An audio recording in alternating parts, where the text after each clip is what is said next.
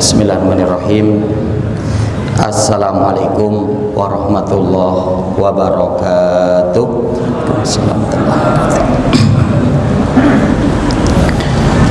Alhamdulillah, alhamdulillahi kafa, wassalatu wassalam ala nabiyil mustafa wa ala alihi wa ashabihi wa man wafa. Usikum wa nafsi bitaqwallah azza wa jalla faqad fazal muttaqun wal mu'minun. Haitsu yaqulullahu ta'ala ya ayyuhalladzina amanu taqullaha haqqa tuqatih wa la tamutunna illa wa antum muslimun.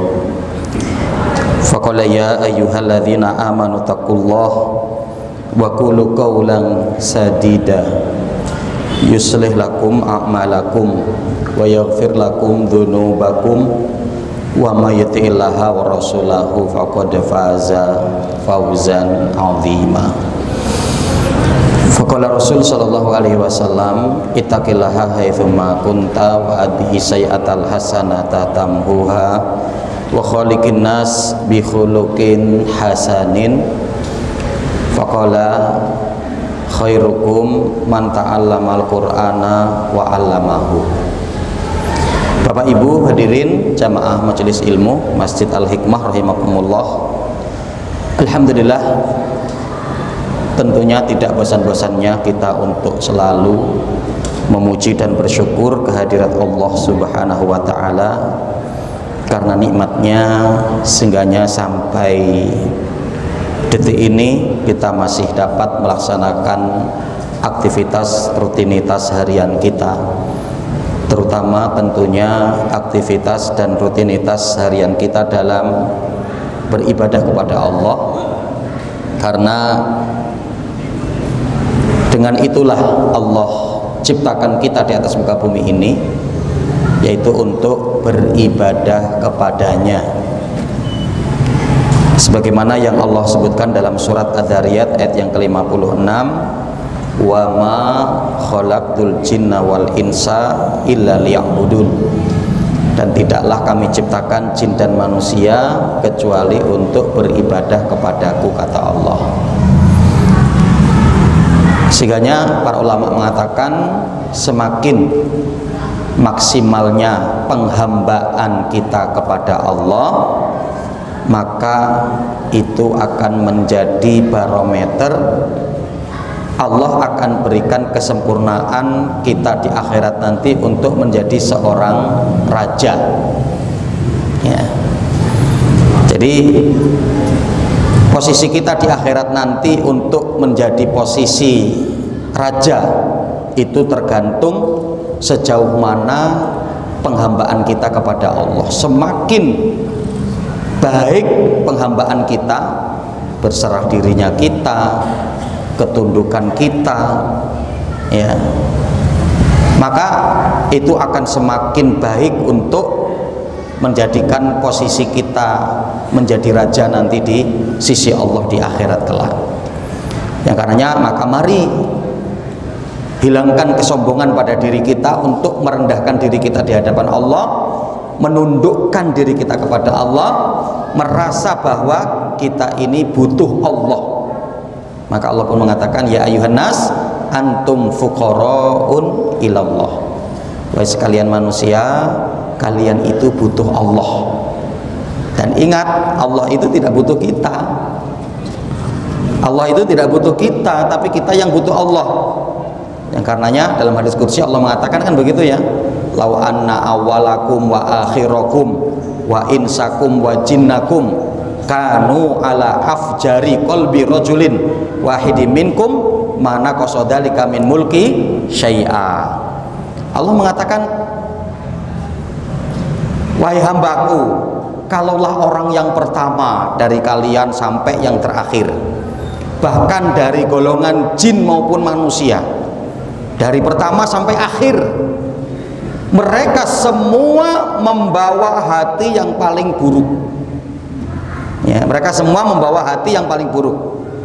Kanu ala afjari kolbi rojulin wahidi minkum, mereka membawa hati yang sangat buruk, hati yang sangat artinya kotor ya, jauh dari ibadah, jauh dari ketaatan, gawinya maksiat gitu. Jadi kalau orang pertama sampai akhir seperti itu, dan begitu juga galangan jin dari yang pertama diciptakan sampai yang terakhir seperti itu, apa kata Allah? Mana qasodalika min mulki syai'a, itu semua tidak mengurangi kerajaanku, kata Allah. Ya, jadi artinya kalau kita semua ini bermaksiat, kita semua ini kufur, kita semua tidak mau beriman, Allah nggak rugi, tapi yang rugi adalah kita. Maka kita ini adalah butuh Allah. Ya. Nah, salawat dan salam semoga tak tercurah atas Nabi kita Muhammad Shallallahu Alaihi Wasallam, pada keluarga beliau, para sahabatnya, tabiin, tabiut tabiin, dan orang-orang senantiasa komitmen dalam menjalankan sunnah beliau sampai datangnya hari kiamat kelak. Allahumma la sahla illa ma ja'altahu sahla wa anta taj'alul hazna idza syi'ta sahla. Allahumma anfa'na ma 'allamtana wa 'allimna ma yanfa'una. Allahumma zidna ilma. Nah, Bapak hadirin rahimani wa rahimakumullah, di kajian pada malam hari ini kita akan coba untuk mengkaji ya, bagaimana yang kita bisa lihat bersama membangun masyarakat muslim ideal ya. Membangun masyarakat muslim yang barokah, membangun masyarakat muslim yang baik ya. Nanti akan kita kaji ya terkait dengan hal ini. Yang pertama, Indonesia berpotensi ya. Indonesia ini sangat berpotensi sekali untuk membangun masyarakat muslim ideal ya. Membangun masyarakat muslim yang baik, membangun masyarakat muslim barokah, itu sangat berpotensi sekali untuk di negara kita ini, di negara Indonesia ya. Karena Indonesia sekitar 210 juta orang Islam jumlahnya ya. Itu data menyebutkan sekitar 210 juta muslim yang ada di Indonesia ini.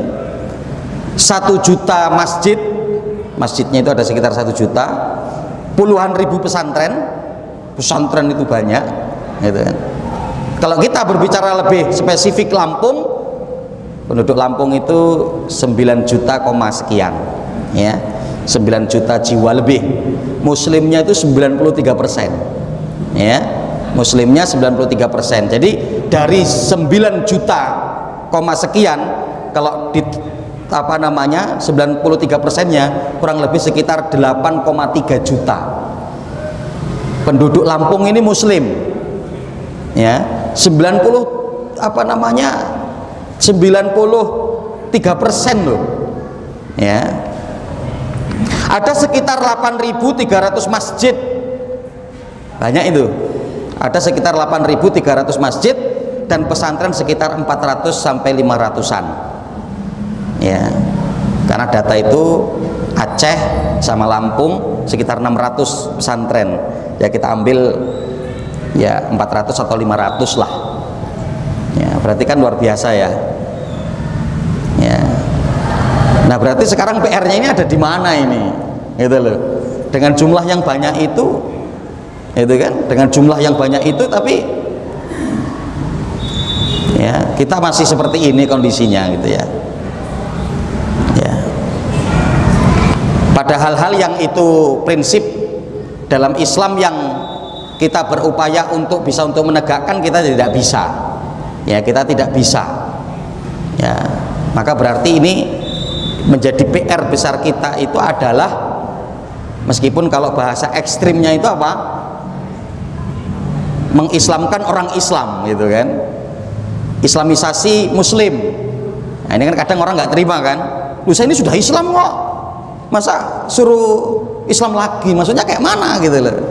Jadi artinya ya seorang muslim yang memiliki kepedulian terhadap Islam, obrolannya, diskusinya ya, kemudian target-targetnya, tujuannya, semua itu kalau bisa kepada Islam gitu kan. Yang hari ini bisa jadi kan belum itu, belum kepada itu ya. obrolan keluarganya, anak istrinya masih belum nyangkut di dalamnya tentang Islam, ya. Masih pendidikan milihnya yang bukan Islam, gitu kan? Masih banyak di tubuh-tubuh umat Islam yang begitu, masih banyak. Yang membangun ekonominya tidak berdasarkan Islam masih banyak, bahkan terjerumus kepada ribawi juga banyak, itu kan? Ya. Yang ketika tujuan di dalam segala aktivitasnya, perbuatannya bukan Islam, masih banyak di tubuh umat Islam. Karena kalaulah mereka itu bergerak semua untuk Islam, Masya Allah, 93% loh untuk di Lampung saja. Sebetulnya urusan Lampung seharusnya selesai, ya. Tapi kesadaran umat ini belum ke sana arahannya, masih seberapa gelintir saja, ya. Kita mendapati ada orang memiliki komitmen yang kuat. Kampung kami ingin kami jadikan sebagai kampung sunnah. Bismillah Ustadz, bantu. Dalam kurun waktu sekitar 4-5 tahun, alhamdulillah perkembangan luar biasa. Tapi apa? Berani untuk berkorban membuat rumah Quran yang menghabiskan 1,6 miliar dana sendiri. Coba itu, ya. Ini membangun lantai yang kedua, hampir dananya sekitar segitu. Berarti kan sekitar apa? 3 miliar dibangun pakai dananya sendiri, ya. Umat ini banyak, Islam ini yang kaya-kaya itu banyak, luar biasa, rumah gede-gede itu banyak. Tapi apa? Pikirannya, gerak-geriknya, potensinya itu belum untuk Islam. Padahal kalau kita akan merenung hadis Nabi Shallallahu Alaihi Wasallam, apa yang dikatakan oleh Rasulullah, ini hadis Rasul. Dalam riwayat Muslim, Rasulullah mengatakan apa? Yaqulul abdu mali mali. Ada seorang hamba yang mengatakan hartaku, hartaku. Wa malahu min malihi ila thalath. Yang hakikat harta dia itu cuma 3. Ma'akala fa'afna, wala bisa wa abla, ya, mata sodako faketana, wa masih wadalika dhahibun tariku li ahlihi. Rasulullah mengatakan harta seorang hamba itu cuma 3. Apa yang dia makan kemudian habis, terkumpulkan di sepiteng, gitu kan? Kapan waktu sudah penuh, sedot, buang. Kemudian apa yang dia pakai kemudian usang, baik pakaiannya, rumahnya, kendaraannya, motornya, mobilnya, gitu kan? Kemudian yang ketiga adalah mata sodako faktana. Apa yang dia sedekahkan, yang itu kemudian akan menjadi simpanan dia nanti di akhirat, yang akan menjadi teman dia di alam kubur.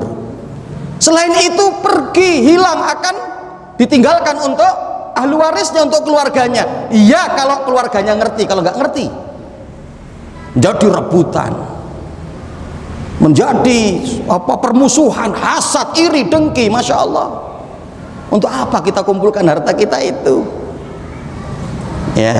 Nah maka diantaranya Indonesia ini berpotensi betul. Kemudian juga lebih spesifik lagi, Lampung ini berpotensi betul. Cobalah sekarang kita untuk merenung. Kalau begitu berarti apa? Oke, mari harta kita bagi menjadi 3, ya kan? Kita bagi menjadi 3.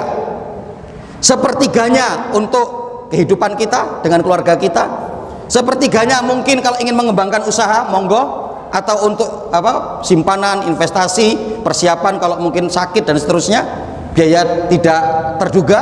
Yang ketiga untuk umat, untuk Islam. Jadi kalau 1 bulan kita 30 juta, berarti 10 juta kita infakkan. Kalau 1 bulan kita berapa? 10 juta, berarti 3 juta kita infakkan, ya. Nah bisa jadi kita belum itu, maka ini menjadi PR kita, ya.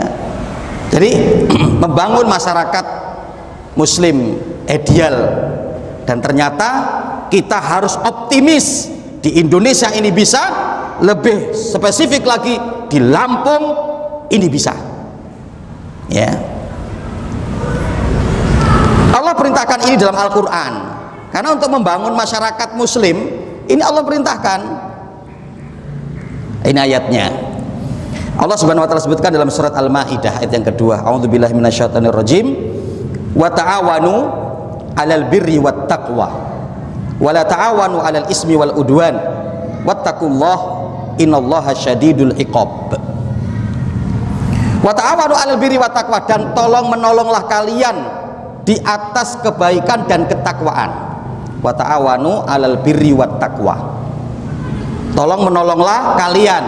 Ini bentuknya jamak, banyak. Hei umat Islam, wahai banyak orang, ta'awanu, saling tolong menolonglah kalian. Di atas apa? Alal birri wat taqwa, di atas kebaikan dan ketakwaan.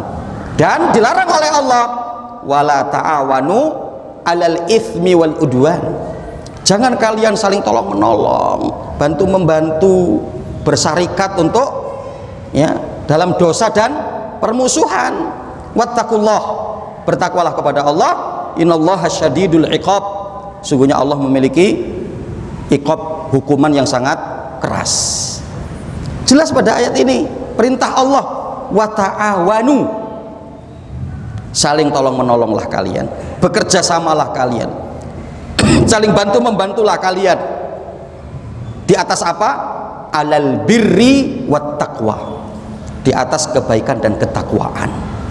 Kita akan lihat penjelasan para ahli tafsir. Disebutkan oleh Imam Ibnu Katsir, ya'muru ta'ala ibadahul mu'minin bil mu'awanati ala fi'lil khairat wa huwa al birru. Imam Ibnu Katsir menjelaskan dalam tafsirnya, pada ayat tadi itu Allah memerintahkan hambanya dari kalangan orang-orang yang beriman bil mu'awanah, untuk mereka apa? Saling tolong menolong, saling membantu, saling bekerja sama. Dalam hal apa? Ala fi'lil khairat, dalam perbuatan kebaikan. Wa huwa al birru, itu apa? Ya al birru, kebaikan, amal soleh. Wa tarkul munkarat wa huwa taqwa, dan meninggalkan kemungkaran, itulah takwa. Jadi kalau kita akan lihat pada ayat ini, ringkasnya itu al birru, amal soleh, ketaatan, perintah yang untuk kita kerjakan, sedangkan takwa itu adalah sesuatu yang untuk kita tinggalkan dari larangan. Wa yanhahum anit tanasur 'alal batil, dan Allah pada ayat ini melarang kita untuk saling tolong menolong dalam kebatilan. Wa ta'awanu 'alal ma'tham wal mahram, dan Allah juga melarang kita untuk tolong menolong di atas dosa dan yang diharamkan oleh Allah. Sesuatu yang dilarang oleh Allah, diharamkan, maka bagaimana kita tinggalkan itu semua.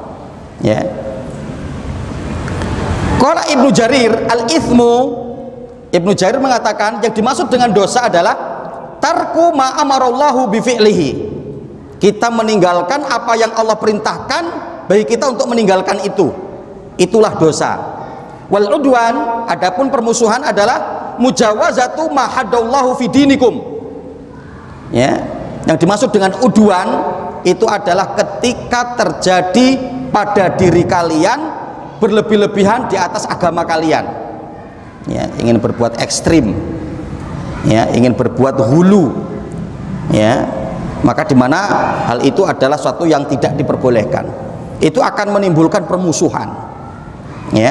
Wa mujawazatu ma farada alaikum fi anfusikum wa fi ghairikum, dan dimana kalian akan berlebih-lebihan dari apa yang Allah wajibkan kepada kalian untuk diri kalian dan untuk orang lain. Maka tidak boleh. Bahkan kita kalau melihat menyimpangnya kaum muslimin dari ajaran Islam itu apa? Karena berlebih-lebihan. Makanya Rasulullah sudah dari jauh hari sudah mengingatkan, iyakum wal hulu wa fid din fa inna ma ahlaka man qablakum al hulu. Hindarilah oleh kalian berlebih-lebihan dalam beragama, karena orang-orang sebelum kalian itu mereka binasa karena berlebih-lebihan. Maka nanti munculnya khawarij, itu kan karena berlebih-lebihan, menghukumi para pelaku dosa besar kafir. Itu orang-orang khawarij. Munculnya Syiah, Syiah itu karena apa? Berlebih-lebihan kepada para imam mereka. Akhirnya kemudian menyimpang, salah. Maka dinul Islam itu adalah ahlul i'tidal, yaitu pertengahan. Yang dimaksud pertengahan ini apa? ala dalil, selalu mengupayakan di atas dalil. Karena apa? Di atas dalil itu pasti iktidal, di atas dalil itu pasti pertengahan, di atas dalil itu pasti benar, pasti adil, ya. Meskipun orang mungkin menganggap apa namanya nggak benar, nggak beres gitu ya. Yang kita mungkin zikir setelah sholat pelan-pelan sesuai dengan zikir yang disyariatkan, mungkin nggak butuh waktu lama. Orang yang mungkin dengan suara-suara keras, ya sudah suaranya keras, zikirnya lama, mungkin akan mengomentari kita, itu zikir apa enggak sih sebetulnya, gitu kan? Tapi nggak ada masalah selagi bahwa kita ala sunnah.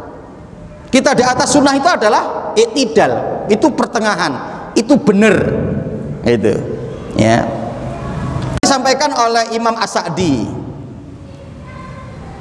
liyu'ina ba'dukum ba'dun 'alal birri, hendaklah kalian untuk saling tolong menolong antara satu dengan yang lain dalam kebaikan. Wahwa, yang dimaksud dengan albir ini menurut Imam As-Sa'di, beliau mengatakan apa? Ismun jami'un likulli ma yuhibbullahu wa yardahu minal a'mal adh-dhahirah wal batinah.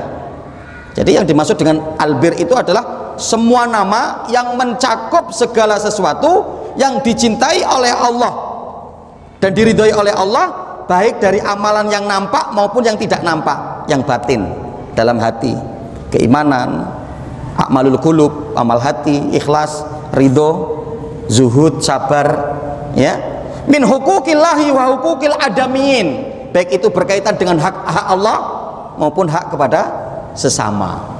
Itulah yang dimaksud dengan albirru, wa ta'awanu alal birri.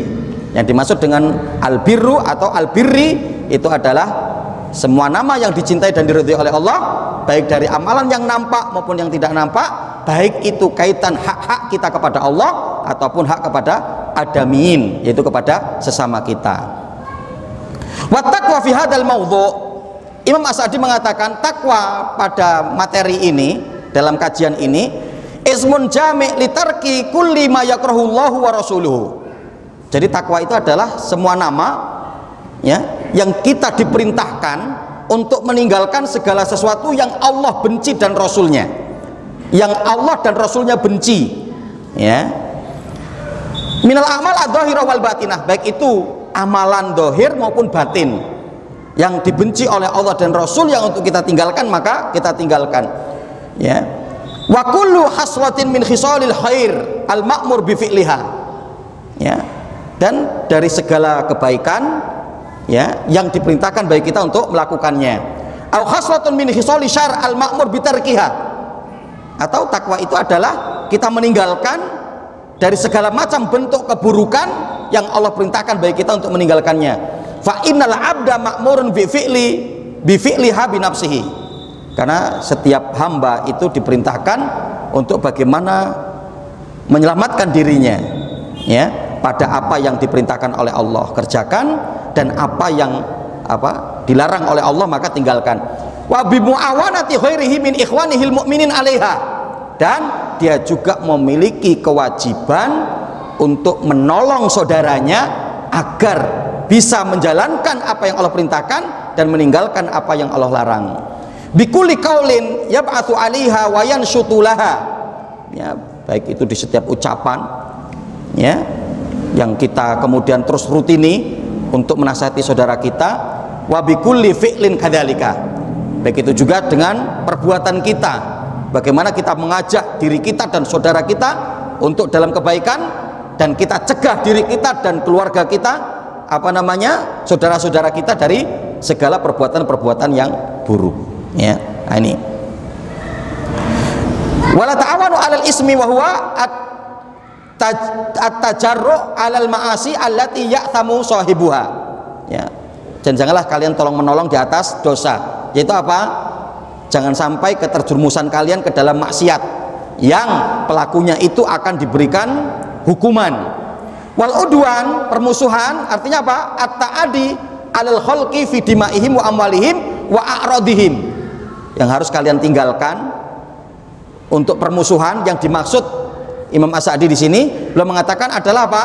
Kalian memusuhi saudara kalian, dengan mungkin bisa sampai menumpahkan darah mereka, mengambil harta mereka, atau ya memburukkan kehormatan saudara kalian. Fakullu maksiatin wa dzulmin yujibu alal abdi kafu nafsuhu anhu. Segala maksiat, kedoliman wajib bagi seorang hamba untuk menahan dirinya dari perbuatan itu. Tsumma i'anatu ghairihi ala tarkihi. Kemudian dia harus membantu saudaranya untuk kemudian ya meninggalkan dari kemaksiatan dan dosa tersebut, ya. Nah, ini ikhwan fillah rahimani wa rahimakumullah, ya, penjelasan dari kalangan ahlu tafsir terkait dengan ya yaitu wa ta'awanu 'alal birri wat taqwa wa la ta'awanu 'alal ismi wal udwan, ya. Yang karenanya apa? Rasul sallallahu alaihi wasallam pun mengatakan begitu. Apa yang dimaksud dengan al birru? Dalam riwayat Imam Muslim itu ya, Rasul mengatakan al birru husnul khuluqi wal ithmu mahaka fi nafsika wa karita ayatola alaihin nas, ya.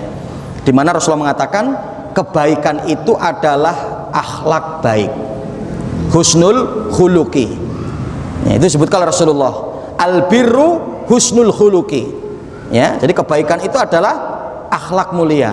Baik itu apa? Akhlak kita kepada Allah, akhlak kita kepada Rasul, dan akhlak kita kepada sesama saudara kita, ya. Dan dosa, kata Rasulullah, al ithmu mahaka fi nafsika wa karita ayatola alaihin nas. Sedangkan dosa itu adalah yang selalu menjadi beban daripada dirimu, yang selalu meresahkanmu, yang selalu membuat tidak nyaman kamu, itulah dosa. Dan kamu takut dosa itu kalau diketahui oleh orang lain, ya. Kita untuk mencirikan dosa itu begitu.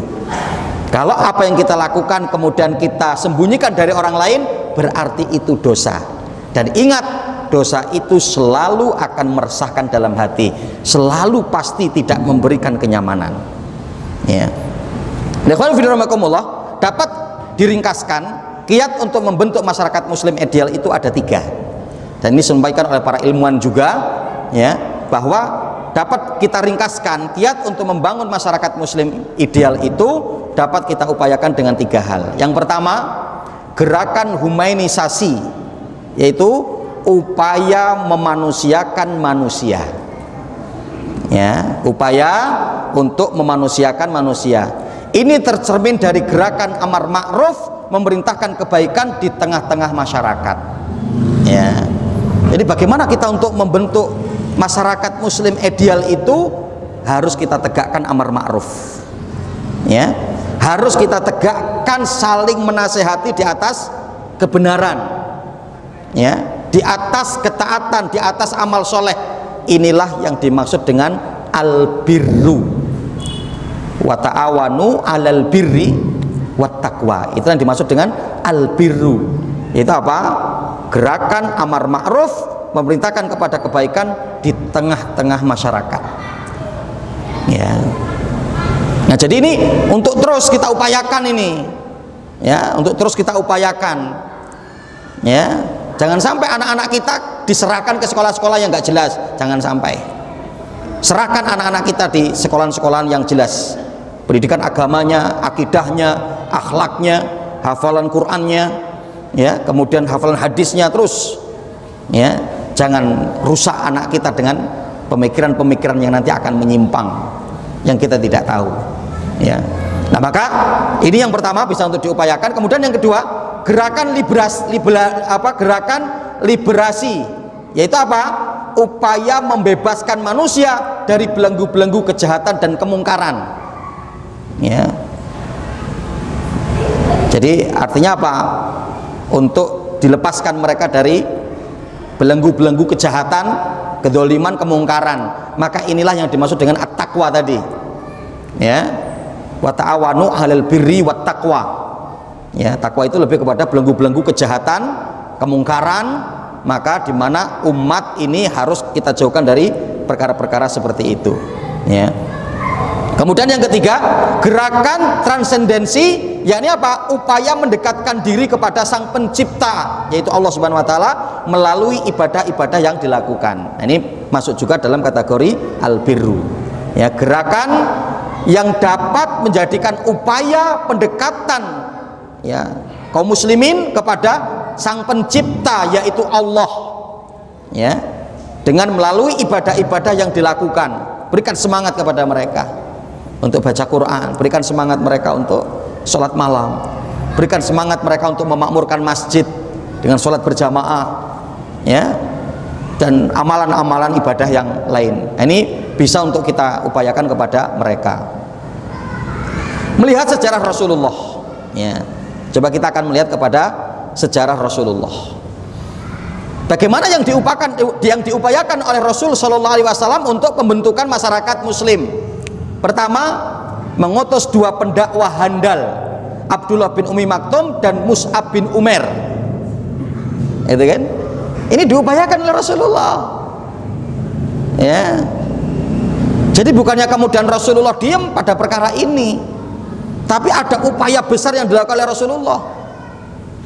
Masya Allah ya, kalau kita mau melihat sejarahnya itu kan, ketika Rasulullah sedikit putus asa, ya, dengan ketika sukunya sendiri kan, itu kan, meskipun di situ sudah ada Hamzah, sudah adanya Umar, itu kan, akhirnya apa, Rasul Shallallahu Alaihi Wasallam membangun strategi, ya, bagaimana bahwa dakwah Islam ini untuk bisa ke suku-suku yang lain, ya, ke suku-suku yang lain, sampai kemudian Rasulullah mendapati dari beberapa daerah wilayah itu di satu musim ziarah itu mereka akan ke Ka'bah, gitu kan, ya, makanya ternyata Rasulullah kemudian mendapati dari suku Aus dan, ya, Khazraj yang kemudian apa, Rasulullah berikan dakwah kepada mereka.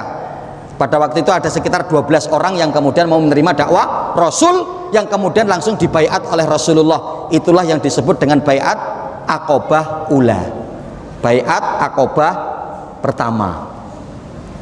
Ketika mereka kembali ke Yasrib, ya, mereka kembali, maka apa, Rasulullah dengan taktiknya, dengan manajemen Rasul, dengan politik Rasul, maka melihat berarti di daerah sana memungkinkan banyaknya orang yang bisa menerima Islam. Maka apa, Rasulullah mengutus dua sahabat, ya, yaitu Abdullah bin Umi Maktum dan Mus'ab bin Umair.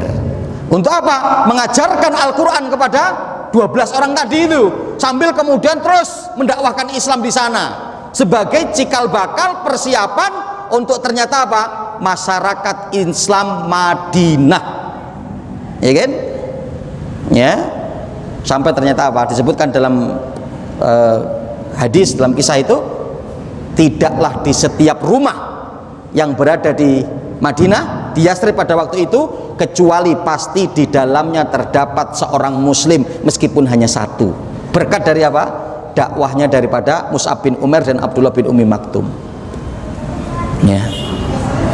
Nah, jadi ini upaya yang dilakukan oleh Rasul untuk apa, pembentukan masyarakat muslim, pembentukan masyarakat Islam. Dan ternyata luar biasa, berkat dari usaha Rasul itu, kemudian dalam kondisi yang sudah kondusif, siapnya mereka untuk menerima kaum muhajirin, maka barulah Rasulullah untuk berhijrah.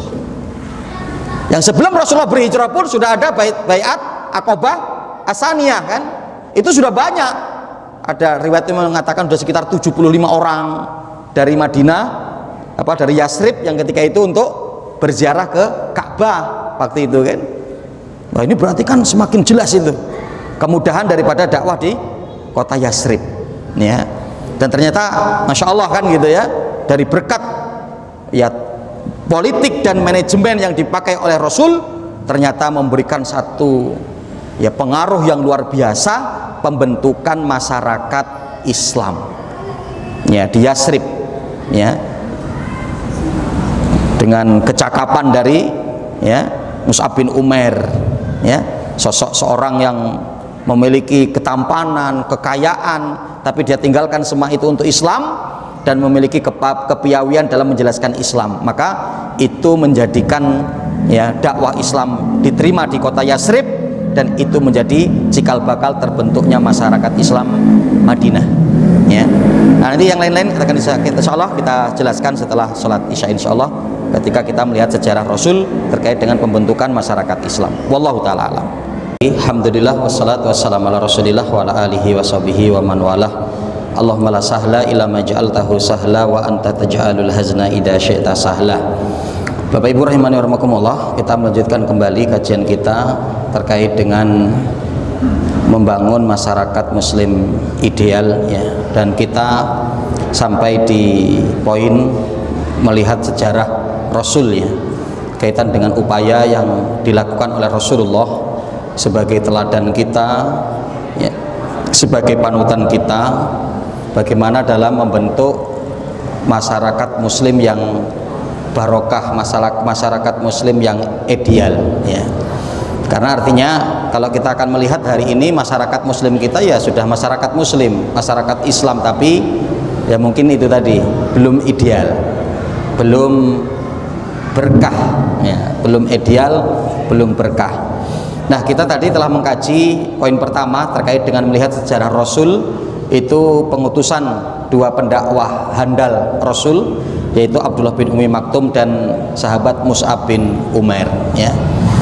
Yang sampai dalam sejarah sahabat Mus'ab bin Umair itu kan pemegang bendera Rasul ya pada peristiwa perang Uhud ya, yang ketika memegang bendera kemudian tangannya disabat oleh musuh, maka kemudian putus, dipegang oleh tangan kirinya juga disabat, yang kemudian dia peluk bendera itu dan ditombak, akhirnya kemudian mendapatkan kesyahidan pada peristiwa perang Uhud ya. Seorang yang kaya raya ya, tapi disebutkan bahwa ketika dimakamkan itu kain kafannya atau pakaian tidak mencukupi ya.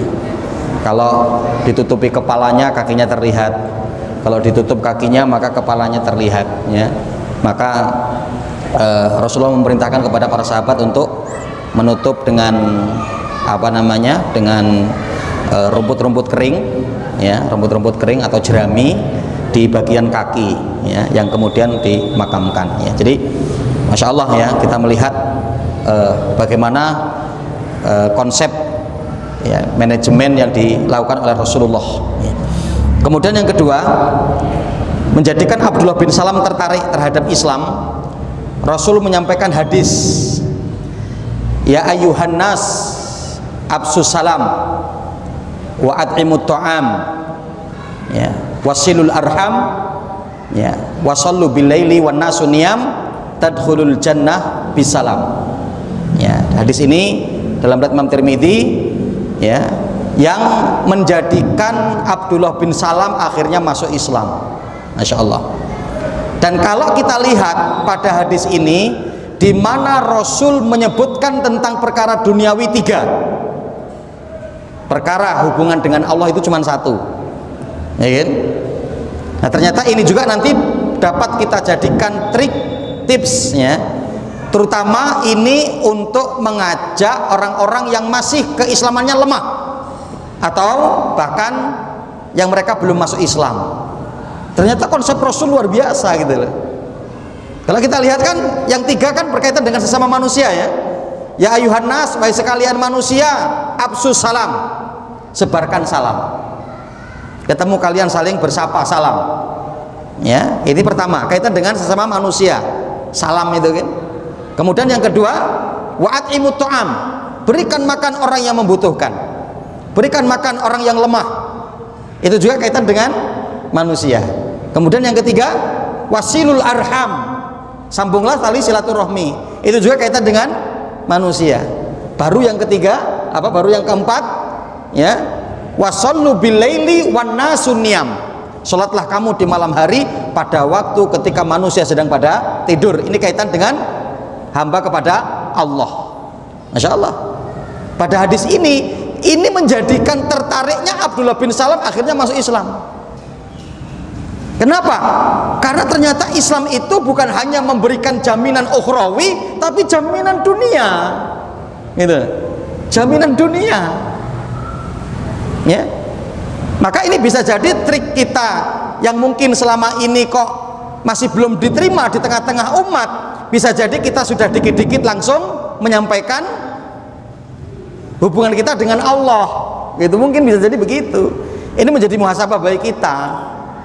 Kepada orang-orang yang memang ahli taklim, ahli pengajian, ya ketemu ya fokus langsung to the point, ya. Jangan lupa sholat malam antum, ya, sedekah antum, nggak masalah gitu loh. Tapi bagi orang-orang yang masih awam, pasti besok gak mau ketemu kita, bisa jadi begitu kan. Tapi kalau kita berikan jaminan, kita bicarakan perkara duniawi, nah, bisa jadi itu mereka akan tertarik, mereka akan senang.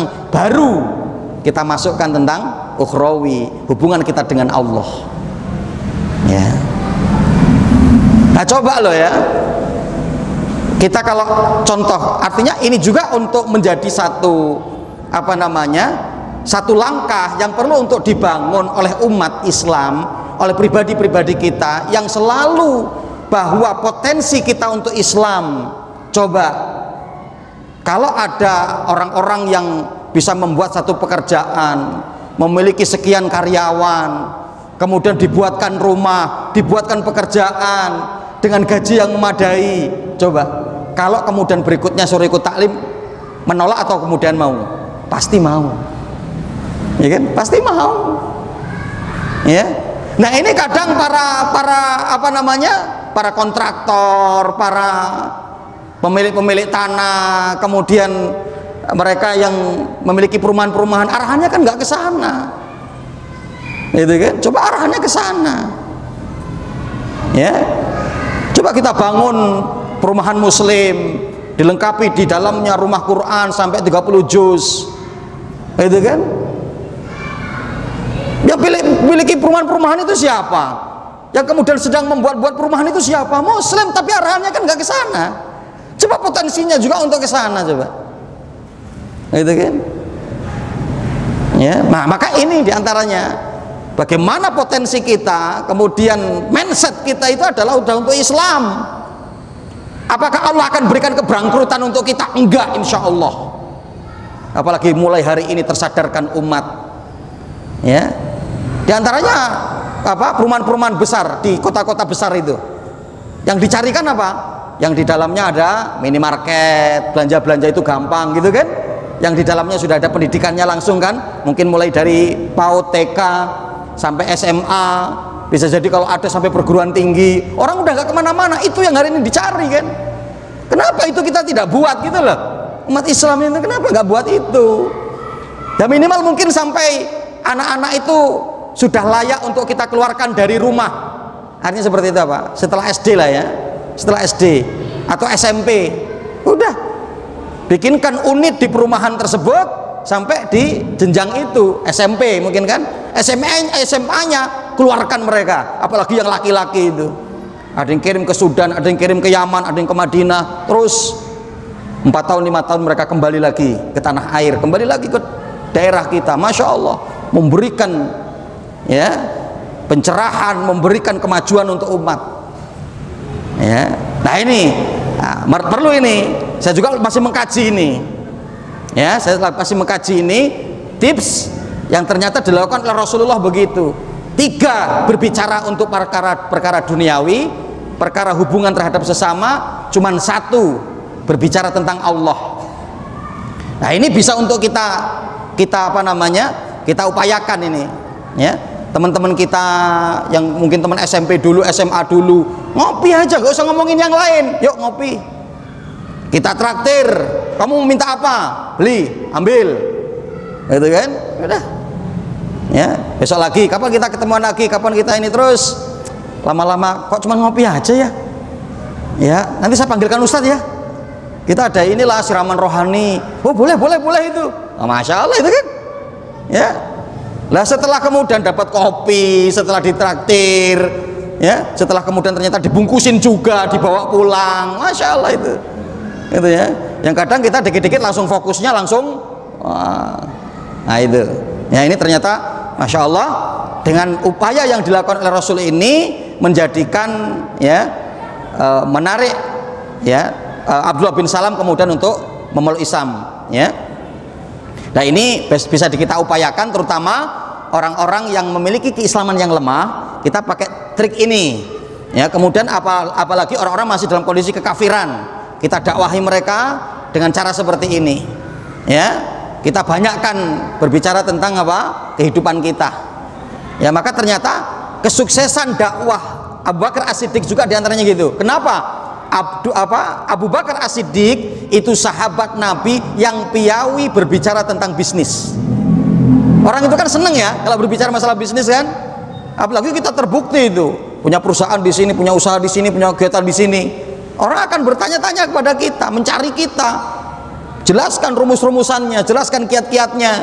Nah baru setelah itu yuk ya, kita selama ini disiram apa duniawi kita, yuk siram rohani kita, masuk itu kan terus ya. Nah ini dalam rangka apa, pembentukan daripada masyarakat muslim.